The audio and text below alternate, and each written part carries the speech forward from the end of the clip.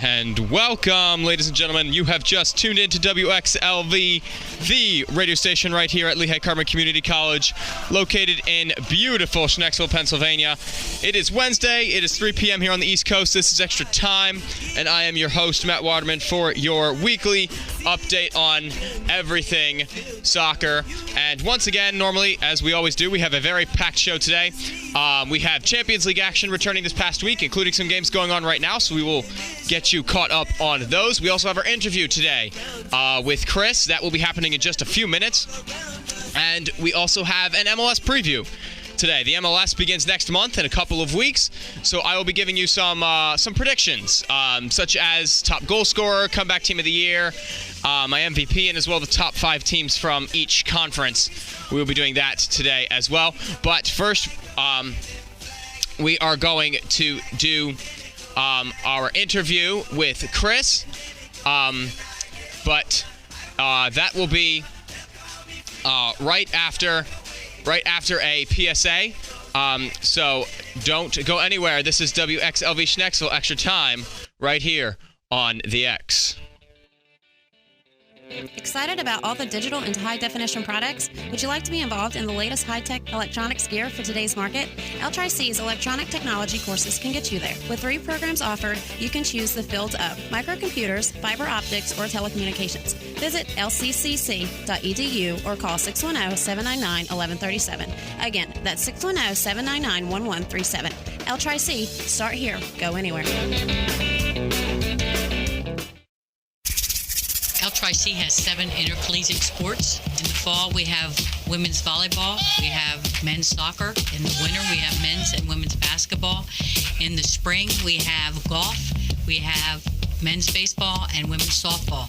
Anybody interested in trying out for athletics at LTRIC, please remember you must be a full-time student, which means 12 credits. You must be taking 12 credits. If you're interested, please contact me at 610-799-1155 or jbeck@lccc.org. All right, and we're back here on the X, WXLV Schnecksville, the radio station right here at Lehigh Carmen Community College. So we are just now waiting for our interviewee today, Chris, to call in. We'll just have to wait and see what he's going to do. So as soon as he does call in, we will jump right into our interview. But for the moment, we will take a quick look at the English Premier League this past week. The games that occurred on Wednesday of last week. As you recall, we went over those live scores. But now, of course, we have those games are final, so we'll just do a quick run through those scores. Manchester United was tied with Burnley at 1 goal apiece heading later into that match, but Burnley was unable to hold on to any kind of point whatsoever. Chris Smalling put one in the 45th minute to give Manchester United a 2-1 lead, and Robin van Persie scored in the 82nd minute, giving Manchester United a 3-1 lead, and that was the final score there, 3-1, Manchester United over Burnley. Southampton needing a win against West Ham United to stay in the top 3 in the English Premier League table. Unfortunately, they did not get it. West Ham United played them tough despite a red card for Adrian in the 61st minute. West Ham United held on to get a road point at Southampton, and that game was 0-0. Chelsea was hosting Everton. This game was an absolute spectacular game. I watched the end of this one. This one was 0-0 going late into the game until Gareth Barry for Everton got a red card in the 88th minute, spelling trouble for Everton, and sure enough it did, as Brazilian midfielder Willian scored for Chelsea just a minute later, and that was the dagger into the heart of Everton, and the final there was 1-0 in favor of Chelsea. Stoke City hosting Manchester City. This one was 1-1 at the end of the first half, thanks to goals from Sergio Aguero for Manchester City and Peter Crouch for Stoke City. In the second half, though, it was all Manchester City. Goals from James Milner, Sergio Aguero, and Samir Nasri, all putting balls in the back of the net for Manchester City, making it 4-1 in favor of Manchester City over Stoke. I just got a message that Chris is going to be calling, so it should be any moment now. but we're going to keep going until this happens. Crystal Palace hosting Newcastle United. This one was 1-0 Newcastle at the end of the first half, thanks to a goal from Papa Cisse in the 42nd minute. It looked like they might be able to hold on, but unfortunately, in the 71st minute, Crystal Palace got a goal from Fraser Campbell, who, if you remember last year, was one of the best goal scorers in the English Premier League, and he got a point for Crystal Palace as that one ended at 1 goal apiece. And our last game was between West Brom and Swansea City, as West Brom and Swansea, two teams kind of go in the opposite direction, Swansea climbing, West Brom falling, but that was not the case this game. West Brom Albion won this one 2-0 with 2 second-half goals, one from Brown Idie and the second from Sadio Bejarino. 2-0 in favor of West Brom Albion. That was the end of the English Premier League scores from this past week. We're going to take a look now quickly at the table as we wait for Chris. Chelsea is still on top with 59 points. Manchester City is second with 52. Manchester United has jumped to third with 47. They surpassed Southampton, who drew this past week. Southampton is fourth with 46. Arsenal is fifth with 45.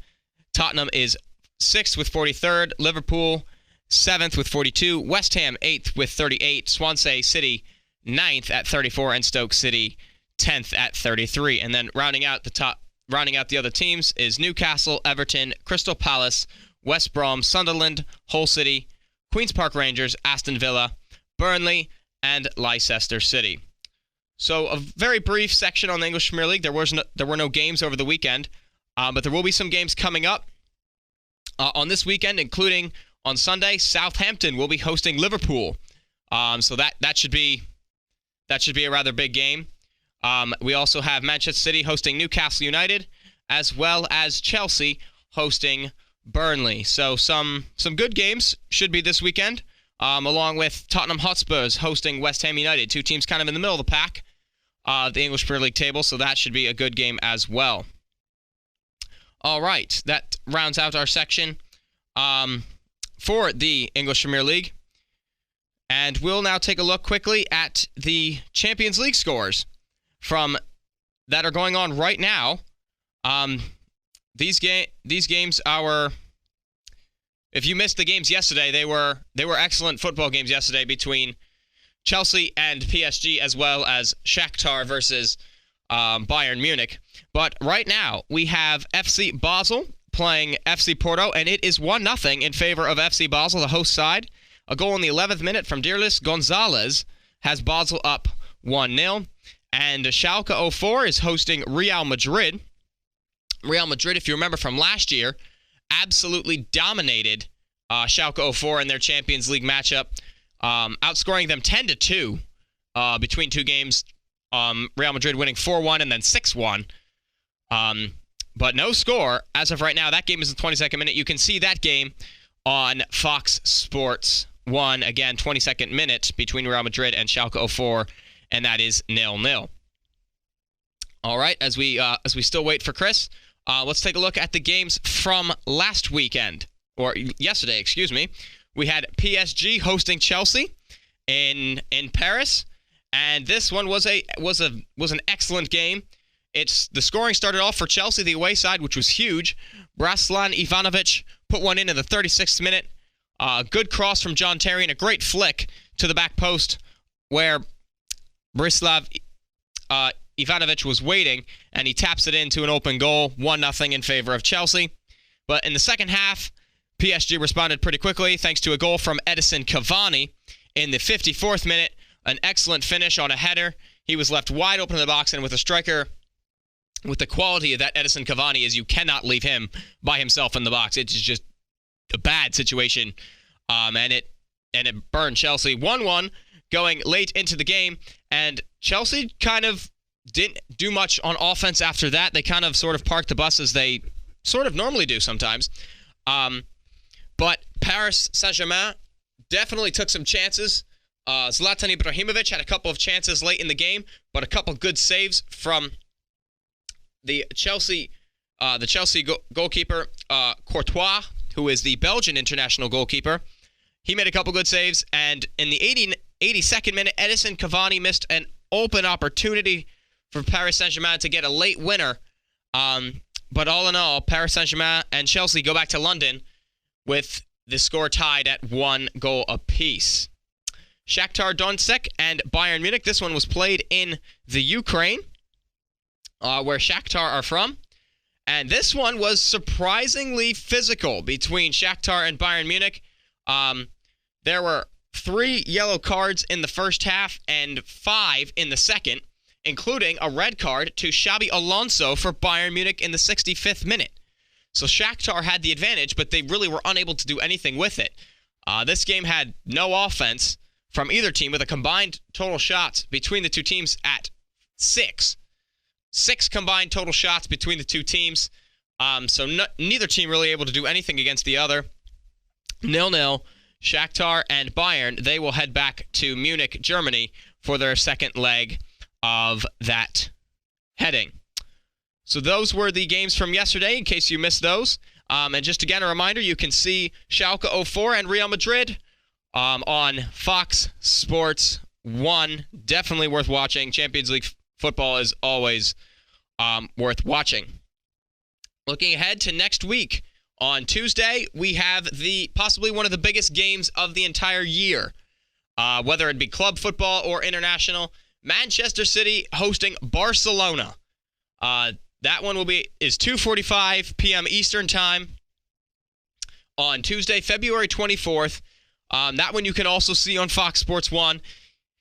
If you don't watch any other soccer game during the entire year, watch this one. I guarantee you will not be disappointed. Even if the game ends at 0-0, you will not be disappointed for having decided to watch that game, because that game will be absolutely spectacular.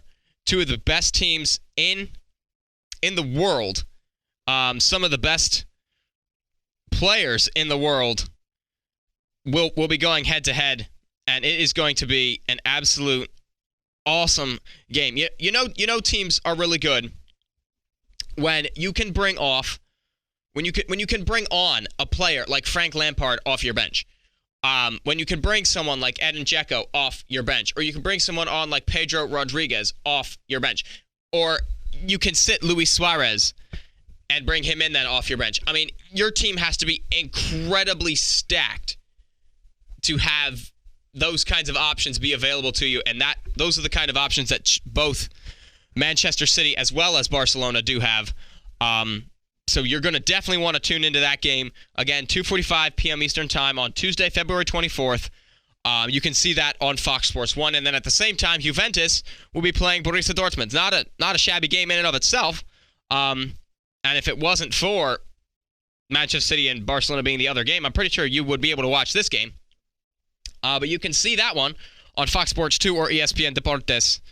That is Juventus versus Borussia Dortmund, same day, same time. 2:45 on Tuesday, February 24th. And then next week on Wednesday, we have Bayer Leverkusen hosting Atletico Madrid and Arsenal hosting Monaco. That one you will be able to see also on Fox Sports 1. So the Champions League is back. It is definitely getting off on a good foot. So those of you who can go watch it or who are watching it, definitely stay there because you will not miss it. Oh, and an update. Real Madrid has just scored against Schalke 04. It is Cristiano Ronaldo putting one in for Real Madrid. 1-0 there in favor of the away team, Real Madrid. So 1-0 between Real Madrid and Schalke 04. Again, that one you can see on Fox Sports 1. Still 1-0 between Basel and FC Porto. All right, we're still waiting for Chris. I'm not sure what's going on, but we'll keep on right on going, and whenever he calls in, we'll do the interview right away. But we are going to do an MLS preview. The MLS begins within the next couple of weeks. The first game is Friday, March 6th. It is the Los Angeles Galaxy hosting the Chicago Fire. So suddenly the MLS is right back in front of us. We are suddenly back, and it seems like the MLS final just happened a couple weeks ago. But we're already back, and of course we have 2 new clubs who will be playing on Sunday, March 8th. Orlando City is hosting New York City FC. So definitely this season the MLS should be a very interesting one. I definitely think that as the MLS continues to expand and as more players continue coming to America to play football, it's going to continue to get better. And it is going to be one of the premier leagues in the world.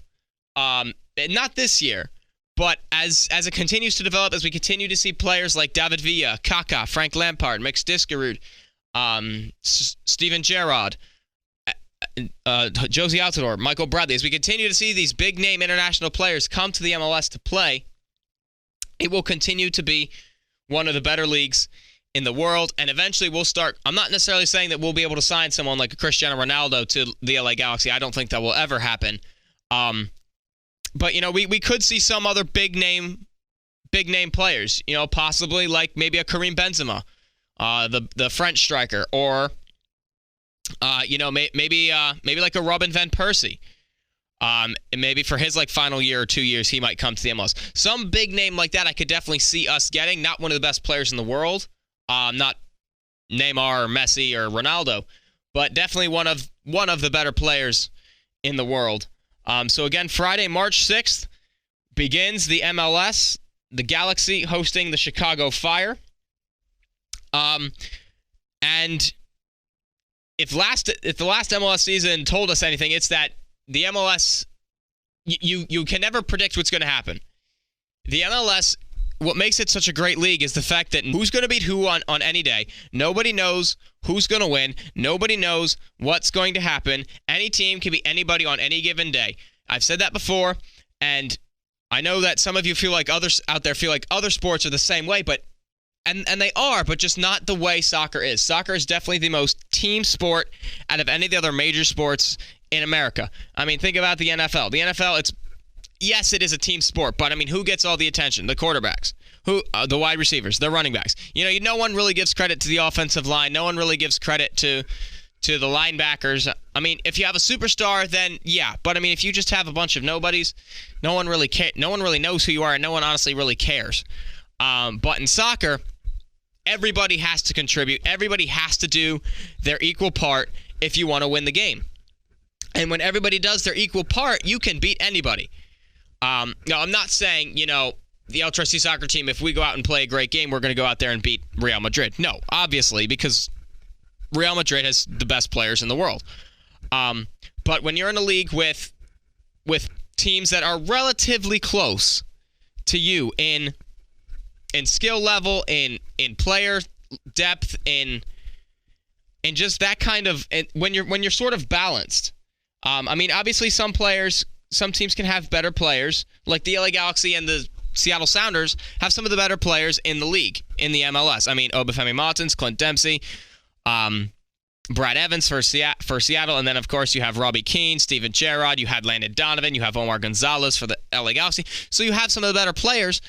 But, a team such as the Chicago Fire can go to the StubHub Center down in Carson, California, where the Galaxy play, and the Fire could win, even though they really have nobody that dynamic, nobody who jumps off the page at you when you look at the lineups.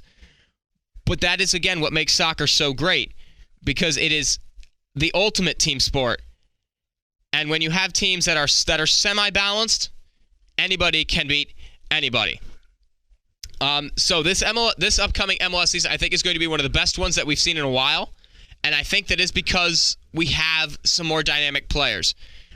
With the additions of Kaká at Orlando City and Brek Shea there as well. And then in New York FC, with David Villa, Frank Lampard, Mix Diskerud, I definitely think that the MLS this season is going to be better, because these new players are going to come in, these new clubs are going to come in, they're going to be fired up. They're going to be ready to go. They're going to be ready to say, hey, we might be new, but we can still stick it to you. So, and I think that kind of energy and that effect is just going to rub off on everyone else in the league. I think we have Chris here. Chris, are you there? I'm not hearing anything. Is that better? Can you hear me? Oh, Chris, I hear him. My mic is really loud. But hello, Chris, my friend. How are you? Chris, you there? Hello. Hello. How are you today? Hello. Yeah, I'm fine. And you? and I'm doing excellent. It's great to hear your voice. For everyone out there who's listening, today is Chris's birthday. So a great Yes. Today is Chris's birthday also. It's a coincidence. yes, it is. It's a great day. So happy birthday to you, Chris. And Chris They is sent to you. But wait. Is Chris Alan there with you? yes. Well, actually, he was, but he left. Chris is also the head of our studio, and Chris know each other. For those of you out there who are listening, Chris was just here, but he left. It is also his birthday as well, the head of our studio. So happy birthday to him as well. And for those of you out there who don't know, Chris is calling from Nigeria. So this will be a rather short interview because we don't want to take up all of his time. But Chris, something that is on my mind when you told me that you are that you play football sort of professionally, correct? Yeah. Football is my profession. So how do you become a professional footballer? How did you get to that point? Sorry, I can't tell you very well. I said, how did you become a professional footballer? You know, how did you get to where you are now? Okay. You see, yeah, like I said, my name is Chris from Nigeria. I'm a father by profession. You see, I was born to become a footballer. I mean, it's a gift given to me by God. Not actually that I was born and I make a decision that I'm going to play ball in future. No. I know where is my dream. I know where I belong. I am what God says I am. I mean, because God has destined me for me to play football. And I strongly believe that I will play that football in future by accomplish my divine destiny. It's my prayer and it's also my goal and dreams in life. Because sometimes in life, we all hunger to have meaning in our lives.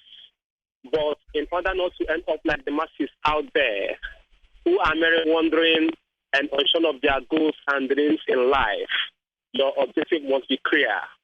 Mm-hmm. When your objective is clear, your life will have meaning. In order to live life to the fullness, your goal must reflect your purpose. So my purpose in life is to be a professional footballer. All right. I think that I have answered your question. All right. Yeah, that definitely answered it. So what does a normal day look like for you when there's no game? What do you do to keep yourself ready and in that kind of game mindset? Sorry, I can't tell you very well. So what did I do to keep myself ready?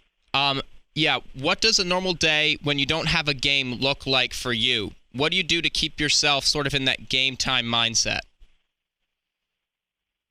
Okay. You see, as a footballer, you need to be ready in case anytime we have crucial match to play. I mean, sometimes if you don't have training, I used to train on myself. I mean, I used to have personal training on myself for me to be keeping fit all the time. Sometimes I go to load work. Then after load work, I have to come home and jog with my ball. And run with ball and jump ball and do some small exercise with ball. Like tomorrow, like today, we don't train today. My club doesn't have training today. Like tomorrow, I have to wake up very, very early in the morning and went to train in load work. Then when I came back from load work, I have to ball, to do some skills with ball, to exercise myself with ball for me to keep fit for the next game ahead on weekend. Okay, thank you. That is definitely the answer I was looking for. So what do you think is your greatest strength on the field, and what is something that you're trying to make yourself better at? Sorry, I can't hear you. What is your greatest strength on the football pitch, And what is something that you're working on to become better at? You say, what did I love most? Well, no.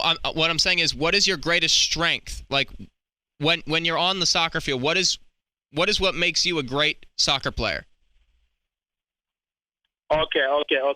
What makes me a great classic player is that I always score. You mean I'm a striker, I'm a pointsman. And for you to become a great footballer, for you to be on top, for me to be on top that best, I need to be scoring. Because football is all about scoring goals. So, for instance, like Messi and Ronaldo, there are great footballers on earth today because they score. They win trophies and they score. It's what makes them a great footballer on earth. So it's what I accomplish most, and my desire is for me to score. And I believe that grace of God will be upon me so that I can score goal as much as possible for me to win that Ballon d'Or as they are doing, because I was born to become great footballer on earth, not to become footballer, but to be best. Yes. Among the best. I mean, all-time best. Oh, yes. Yeah. It's what I accomplished to do. Oh, yes. All right, Chris, I have one last question for you. What plans do you have in the future for playing soccer? What is your dream team? Sorry? What is your dream team to be playing on in the future? What would be the perfect team for you to be playing on? Okay. My dream team is CFC, Chelsea Football Club. Understand? It's my childhood dream club. I pray, and I strongly believe that I will play for Chelsea Football Club in the future. Maybe I will play with them like 6 seasons before heading to Spain, in Madrid, for me to finish it up there.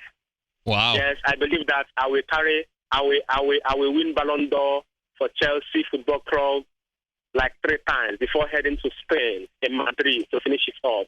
Then after Madrid, I have to come there over United States of America to end up my career in LA Galaxy. Yeah, this is my dream. These 3 clubs are my dream clubs in future. All right. That is awesome. I cannot wait to hopefully see you one day on the television. Ladies and gentlemen, Chris, thank you so much for joining us. Enjoy the rest of your birthday. And God bless you in everything that you are doing. And I know that if you pursue him, you will get to your dreams. So keep on going for him and go for that Ballon d'Or, because you will win it. Amen. Please help me to wish Chris happy birthday, because right now I'm going to send him text concerning happy birthday. Okay? Yep. Chris just heard that. He's sitting right here. I think he wants to say a little something to you. Hey, Chris. God bless, my friend. Happy birthday to you as well. Okay. So thank you very much for the interview. I'm very, very happy and glad once again that you interview me on my birthday. I'm really enjoying now. I'm watching ball, Real Madrid and Shaka 04. Yeah, I'm right there now watching ball. Are you not watching the game? Awesome. Wonderful. All right. Well, we'll let you get back to it. Ladies and gentlemen, Chris, again, thank you very much for joining us. Have a great day, man, and God bless you. Okay, and you too. Bye. See ya. Whew. Oh, wow. I'm not entirely sure how to shut the phone off there. Okay. I think we just did it. Whew. Oh, my. Wow. That was awesome. Oh, my gosh. That was absolutely superb. I mean, I got to play this just because that was hands down the most awesome thing I've ever done on my show. Chris, once again, thank you very much for joining us today. And now, those of you out there, you know a little bit of what it is to be a professional footballer, and and like the preparation and all the hard work that has to go into it, but also the mentality and the mindset you have to have behind it to be a professional footballer. So, Chris, once again, awesome to have you join our show today, and we will hopefully be seeing you on Fox Sports 1 in the Champions League with Chelsea in the next couple of years. So, just remember, if you do see a Chris Yuda playing for Chelsea FC, you will know that he was interviewed here on WXLV Schnecksville on Extra Time here on Wednesday, February 18th, 2015.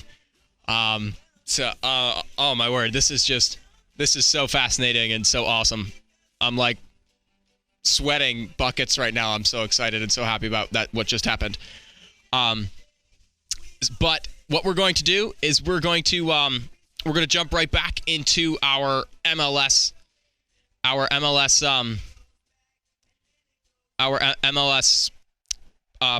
preview for 2015 season. What I was saying before Chris came on the show was about how this season is going to be dramatically different. This season is going to be one that is dynamic. I feel like the past couple MLS seasons, they've been a little stale at times. There just hasn't been that spark there that is required to be one of the best leagues in the world. But when you get those top-notch players from around the world into your league, it ignites players. Players are excited to play with these people. They're excited to play against them. Like, if I was on any other team in the MLS and we were going to play New York City FC or the LA Galaxy when they get Steven Gerrard, I would be so pumped to play against one of them. I mean, I would just be like overflowing with energy because it would be so awesome to play against some of the best players in the world. I mean, they're not Ronaldo or Messi or Neymar, so you can't be considered, the best player in the world. But, these players have played in World Cups. These players have won World Cup trophies, and David Villa. Frank Lampard has won Champions League titles. These players, Kaká has won World Cup titles. These players know what it takes to do the best, to be the best in the world and to maintain that high level. So I would be so excited to play against one of them. And I just think that when teams are going to play against New York and against Orlando City, they're going to be just so pumped to, I know, younger players especially, because, David Villa, Frank Lampard, and Kaká, we grew up watching these guys. These were our Pelés, our Maradonas of back in the day. Watching Kaká score phenomenal goals for AC Milan. Watching him win the World Cup in 2002 or 2006. I think it was 2000. Yeah, it was 2006. Italy won it in 2002. In 2006, seeing David Villa win the Euro Cup in 2008. We watch these. We watch that, and now we get to play against players who did that. That is just so awesome. So I think that is what's going to be different about this MLS season, is just that spark that is going to be there from these better players being in the league, and these really, really good players just being there is going to ignite other teams into playing more exciting football, more dynamic football, and it's going to bring new life to the MLS. But my top, let's just jump into we'll jump into the things that I have here for the rest of the show, and I'm going to do explanations as why. I hope we can get them all in. My top goal scorer for the 2015 season is going to be David Villa for New York City FC. Why do I have that? New York City FC is coming into the Eastern Conference, and they are going to have one of the most dynamic offenses in the league. New York City FC and David Villa, they are going to have one of the most powerful offensive teams in the world, in the MLS. Mix Diskerud, up front. Mix Diskerud playing right behind David Villa. Frank Lampard, when they get him after he's done in Manchester City, and then you put a top goal scorer like David Villa up top. a lot of these Eastern Conference defenses are not going to be able to do a whole lot to stop them. If you remember last year, the top 2 goal scorers, or even top 3 potentially even, goal scorers in the MLS were all in the Eastern Conference. So Eastern Conference defenses are not that strong. Columbus Crew, New York Red Bulls, Toronto FC, DC United, Chicago Fire, the Philadelphia Union, the Montreal Impact. These defenses gave up a lot of goals last year, and then you bring in a top goal scorer like David Villa with Diskerud and Lampard behind him. David Villa could do dynamic things for New York City FC, and New York could be a formidable offensive opponent to anybody, not just in the Eastern Conference, but even to a team like Seattle or LA. They could be a dynamic opponent to have to try and beat because of what they bring to the table. Even though this is their first year, New York City FC is, and I think it's going to be because this is their first year that they do so well, because they're going to be energized, they're going to be gung-ho. That New York crowd is going to be fired up in Yankee Stadium for them, and it is just going to be an electric atmosphere following them no matter where they go, and David Villa feeds extremely well off of great midfield play. Spain is known for their excellent midfield play. Just think of Xabi Alonso, Xavi, Iniesta. I can go on and on and on about Spanish midfielders. And David Villa flourished for Spain when he had that kind of midfield. And when he gets Frank Lampard and makes Diskerud behind him, David Villa can do great things in this season. I think he's going to get over 20 goals in this season. I'm expecting him to get like 23 and to be the top goal scorer in the 2015 season. Again, that is David Villa for New York City FC. All right, now my comeback team for the 2015 MLS season is going to be Toronto FC. Toronto FC last year had so much hype bringing in Michael Bradley. They had so much expectation there, and then they came like 7th in the MLS table, and they didn't really do anything. They were kind of bottom of the pack the whole year. They kind of made a surge late and then fell off again. Toronto FC, I think this is going to be the year they do it. They got Josie Altidore in a trade with Sunderland for Jermaine Defoe. We covered that a couple weeks ago here on this show, and I think that move is going to be exactly what Toronto FC needs. Bradley and Altidore know each other. They know how each other works because of their experience together on the men's national team. And I think Altidore will be a very good striker in this league. In the MLS, I think is going to be much better for Josie Altidore than in Europe.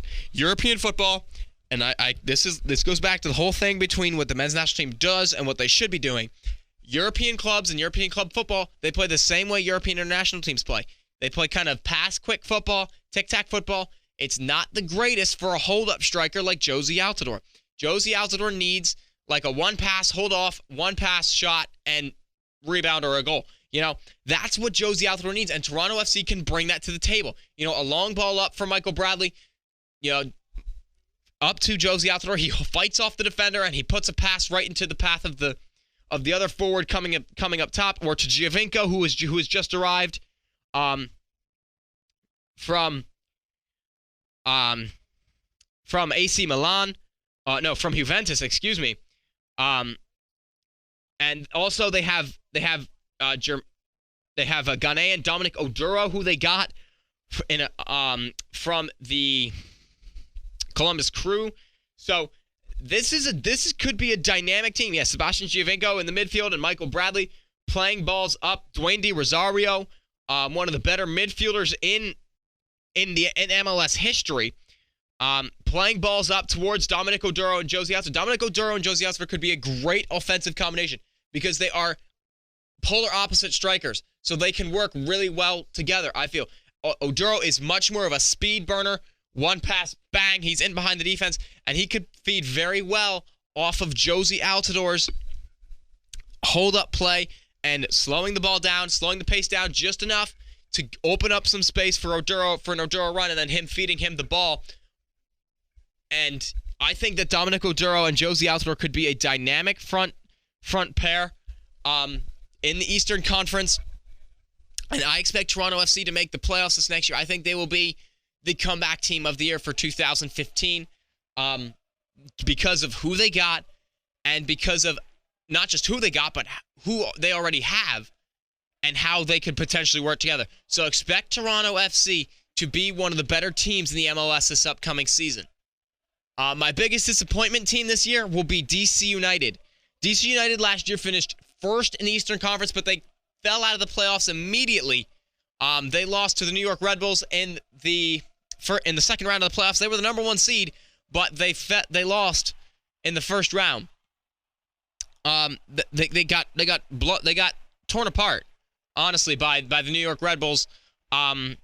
Even though the games were kind of close, I mean, the New York Red Bulls were definitely the stronger team. So I'm not expecting DC United to do much this season. I'm expecting them to be like kind of Toronto. I think there's going to be a lot of expectations for them coming into the season strictly because of what they did last year. Because, Eddie Johnson, Fabian Espindola, some of these better quality players that they have in DC United. But I just don't think that that's going to happen. I just don't think that magic's going to be there. I think the playoffs from last year were an example of what's going to happen this year. It was a very, very, very early exit for Toronto FC in the playoffs, and I'm not expecting them to be able to repeat what they did last year in the MLS because of because of who has come to the MLS. You have these 2 new clubs in Orlando and New York. You have those dynamic players. Suddenly, DC United is not the most dynamic team, and honestly, DC United struggled a little bit last year, especially towards the end of the season. They were on fire at the beginning of the season. They kind of struggled and petered out then in the playoffs, and I kind of expect them to pick up right where they left off. I think they'll finish like 8th or 9th in the English Premier League. Yeah, in the MLS this season. I just don't see them being able to do a whole lot on the field, especially offensively. Even with Michael Brown, Eddie Johnson and Fabian Espindola, I just don't think that they're going to be able to do enough offensively to make the playoffs. So going from first to I have them as 7th in my table so far of MLS standings. So from first to 7th is a big drop. DC United is my biggest disappointment. For those of you who might have just tuned in or tuned in a little while ago, this is WXLV Schnecksville. The X, this is Extra Time. I am your host, Matt Waterman. We're going over your latest in the world of soccer. We are doing an MLS preview, but quickly, let's get an update from the games going on right now. As Chris said, he's watching Schalke versus Real Madrid. That one is still 1-0. That is at the half. And FC Basel is still up 1-0 on FC Porto. That game is also at the half.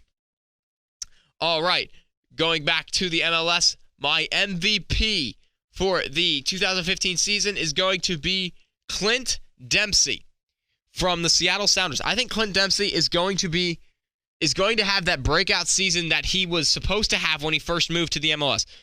Clint Dempsey, y'all remember, moved from Fulham to Seattle Sounders FC 2 years ago, and it was like the big move in the MLS. It was the first big dynamic player, and he really didn't do much. And then last year he started off well, but unfortunately he couldn't really do a whole lot then after that. But this season, I think this is going to be the year that Clint Dempsey finds out something. The whole third time's the charm, if you want to be superstitious and whatever, call it that. Be my guest. But I think this year Clint Dempsey is finally he's ready enough in that system. He knows the conference now. He is ready to have that breakout season. And honestly, I feel like Clint Dempsey wants to have that breakout season. Landon Donovan is now retired. Dempsey wants to solidify himself as the dominant U.S. player now. Donovan was the best U.S. player. Dempsey was second. That was the debate going back and forth while Donovan and Dempsey were playing together. Now that Donovan is gone, Dempsey's going to want to solidify his place as the best player on the men's national team, and that starts in the MLS. I think Dempsey's going to come out hungry. He's going to come out fired up, and him and Obafemi Martins up top for Seattle Sounders, they are going to be deadly. I think Seattle Sounders are going to come first in the Western Conference again. I think both Obafemi Martins and Clint Dempsey are going to have near 20 goals apiece, if not both over 20. And the Seattle Sounders, I think, will have the best offense in the MLS. Not quite as good as New York. A little bit better than New York. I don't think New York will be quite as good as them. But New York will still do very well. But Seattle Sounders will have the best offense in the MLS. Dempsey and Martins are going to come out. They're going to come out firing. They're going to come out hot. They're going to come out hungry because Seattle has missed, couple championships in a row. Seattle's hungry. They have gone to that sort of big dance, you could say, the semifinals or the finals over the past couple of years, they haven't gotten anything for it. I think this is going to be the year that Clint Dempsey says, okay, I am the best player in United States soccer right now, and I'm going to prove it. I'm going to go out and I'm going to score 20 goals in the MLS, and I'm going to get the MVP award. I think Clint Dempsey is ready to get that MVP. I think Dempsey will win the MVP in 2015. He will help Seattle. I'm not necessarily saying Seattle's going to win the whole thing, but I definitely think he will help Seattle to another semifinal appearance at least, if not another final appearance for the MLS Cup. The Seattle Sounders are one of the best teams in the MLS all around. Even though they lost DeAndre Yedlin to the Tottenham Hotspurs, they are still one of the best MLS teams out there, and they will continue to be one of the top teams as long as they continue to keep having players such as Clint Dempsey, Obafemi Martins, Brad Evans, Chad Marshall. These big name players. For Marcus Hanneman as their goalkeeper, who was on the men's national team a little while ago as the international goal, as one of the backup international goalkeepers for the United States men's national team. I mean, you look at their squad: Kenny Cooper, Chad Barrett, Samuel Ochoa. This is a lot of high-powered players for the Seattle Sounders, and I think Clint Dempsey is going to take advantage of that. A lot of high-caliber players on his team. I think Dempsey's going to feed off that because defenders aren't really going to know who to cover, and Dempsey is so good at finding that space. Dempsey is so good at just kind of lurking around an area, and then bang, he's out there, he's into the space, and he's got the ball, and he's one-on-one with the goalkeeper, and that is your worst nightmare. So expect Clint Dempsey to have a great season. You might not agree with me picking him to be the MLS MVP, but I don't think you can disagree with the idea that Clint Dempsey could be one of the best players in the MLS this upcoming season.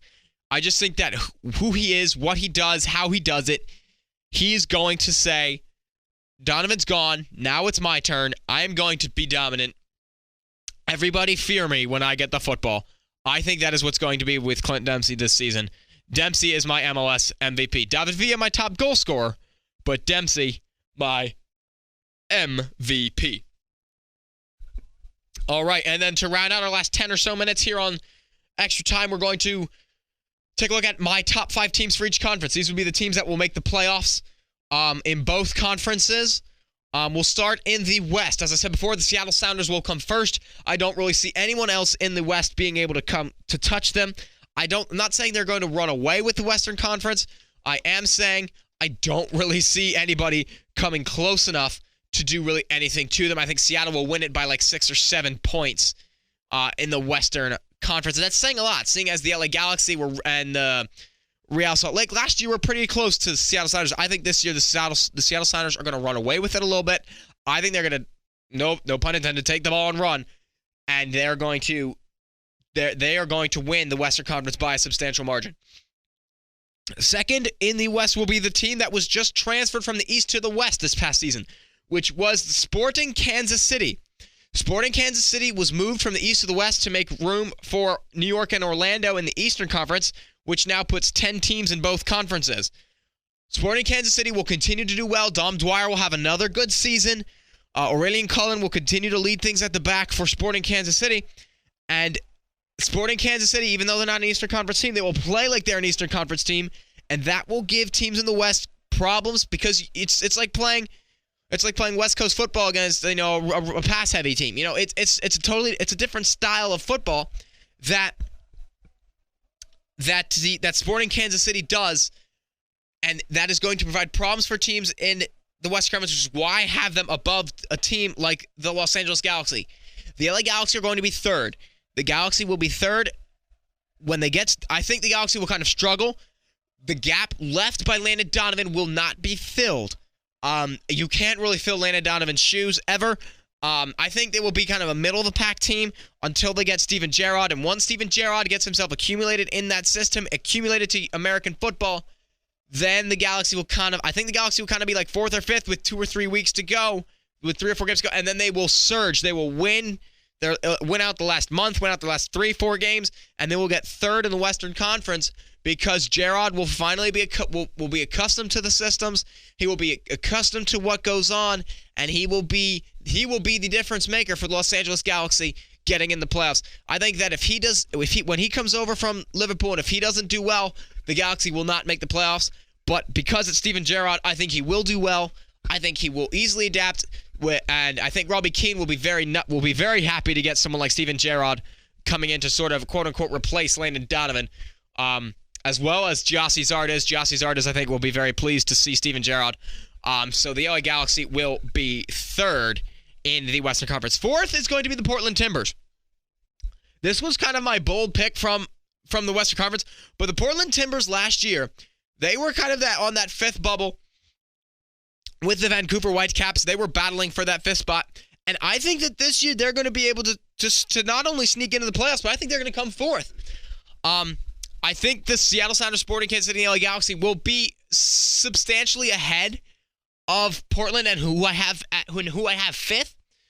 I think that those two teams will be battling with 2 other teams. I'll explain more about that when I get to my fifth team. But I think the Portland Timbers are going to be able to do enough this year to get in playoffs. They don't do anything flashy. They don't do anything fancy.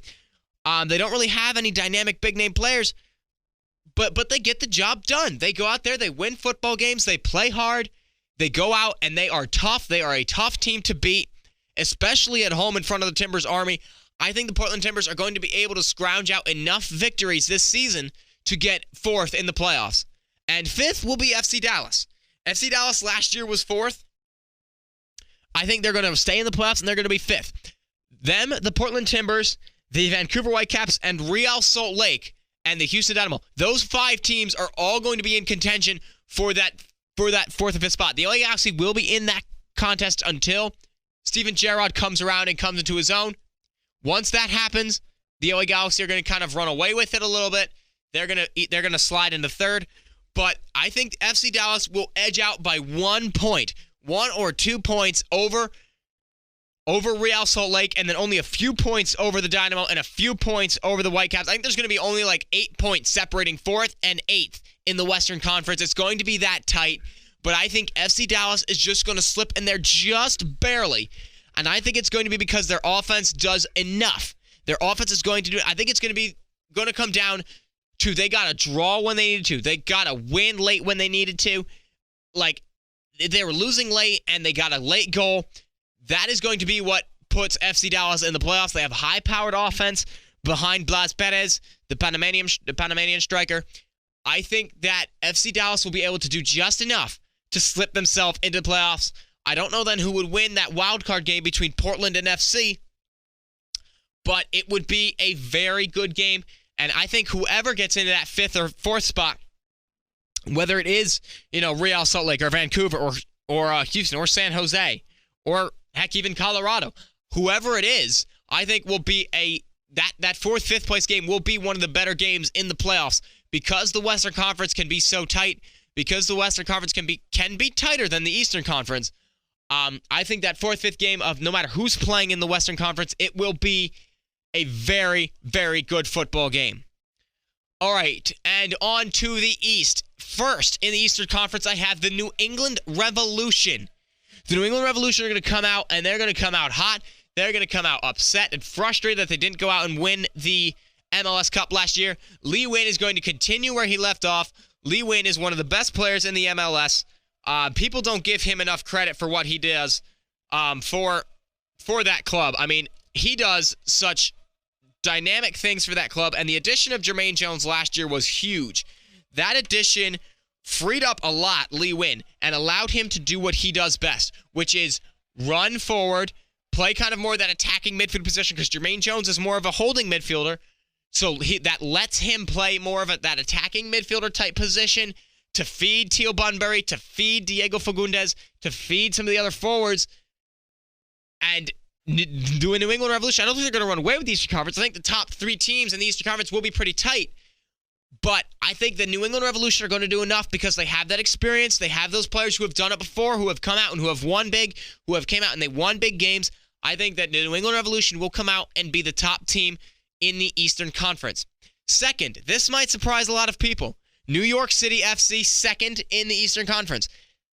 Again, it kind of is going to go back to that whole dynamic offense type thing. The New York City FC's offense is going to be so tough for other teams in the Eastern Conference to stop that they're going to just be winning so many games because no one's going to have an answer for David Villa. Or when they think they have an answer for David Villa, Mix Discourag's going to put 2 in. When they have an answer for Mix Discourage, Frank Lampard's going to score from a free kick.